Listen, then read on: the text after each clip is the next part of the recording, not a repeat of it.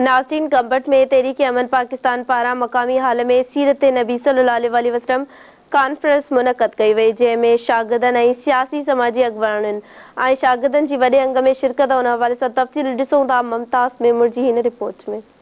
अॼु नाज़रीन असां हिन वक़्तु गंबट जे मुक़ामी शादी हाल में मौजूद आहियूं। हिते जेको आहे तहरीक अमन पाकिस्तान पारां जेको आहे सीरत नबी सल्लल्लाहु अलैहि वसल्लम ते जेको आहे हिकु क्विज़ कॉम्पिटिशन प्रोग्राम जेको आहे उहो मुनक़िद कयो वियो आहे, जंहिंमें मुख़्तलिफ़ सियासी समाजी जेके अॻवान आहिनि ऐं तहरीक अमन पाकिस्तान जो जेको सरवाणा आहे उन समेत शागिर्दनि ऐं शागिर्दाणियुनि जेको आहे वॾे अंग में शिरकत कई आहे। हिन प्रोग्राम में शरीक जेके मुख़्तलिफ़ अॻवान आहिनि उन्हनि सां ॻाल्हाईंदासीं, उन्हनि खां पोइ पुछंदासीं त तव्हांजो वधीक छा चवणु आहे।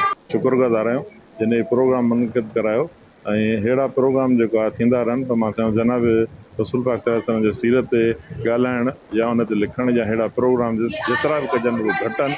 उहा एॾी अज़ीम वॾी हस्ती आहे जंहिं ते अॼु ॾींहं ते मां चवां थो उनजे मौज़ूअ ते कंहिं कंक्लूड न करे सघियो आहे, न कोई किताब कंक्लूड थी सघियो आहे, न कोई मौज़ू कंक्लूड थी सघियो आहे। ये तहरीक अमन पाकिस्तान को हम खराज तहसीन पेश करते हैं कि बड़ी अच्छी काविश है कि सीरतुन्नबी सल्लल्लाहु अलैहि वसल्लम जैसे अहम मौजू पर उन्होंने आज ये कॉन्फ्रेंस का इनेकाद किया है, जिसमें ना सिर्फ ये स्टूडेंट्स बल्कि मैं देख रहा हूँ तमाम शोबा एजाज से मुख्तलिफ लोग यहाँ पे पार्टिसिपेट कर रहे हैं। हम सब का यहाँ पे मिल बैठना और एक ही मकसद आप सल्लल्लाहु अलैहि वसल्लम की ज़ात अक़दस की तालीमात को यहाँ पे उजागर करना, ये बहुत ही अहम हमारे लिए एक दिन है। तमाम घणो फ़ाइदो थींदो आहे। तहरीक अमन जी 15 साल रूटीन आहे। रबीउल अव्वल जे महीने में असां पहिरीं खां 3 ताईं सिंध जे तक़रीबन शहरनि ऐं तालीमी इदारनि में इहे प्रोग्राम कंदा आहियूं। मक़सदु इहो आहे त असां मुसलमान हुज़ूर पाक सल्लल्लाहु अलैहि वसल्लम जा उम्मती आहियूं ऐं साईं जन जी सीरत ऐं विलादत जो प्रोग्राम सभई कंदा आहियूं। लेकिन असांजो पैगाम इहो आहे त इन खां हिकु क़दम अॻिते वधणु घुरिजे। सिर्फ़ु ज़ुबानी दावाउनि सां कमु न हलंदो, असांखे क़ुरान पाक जे मथां उनखे रिसर्च करे पढ़ी करे उन्हनि जे अहकामनि खे अमली ज़िंदगी में अडॉप्ट करणो पवंदो।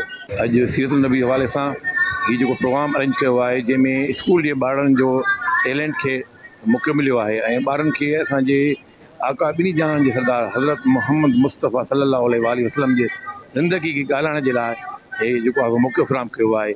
ऐं इन अहिड़े प्रोग्राम करण ते अमन तहरीक अमन पाकिस्तान ऐं गंबट जी इल्ज़ाम जेका आहे मोहम्मद सूरो साहिब खे ख़राज तहसीन पेश कयां थो।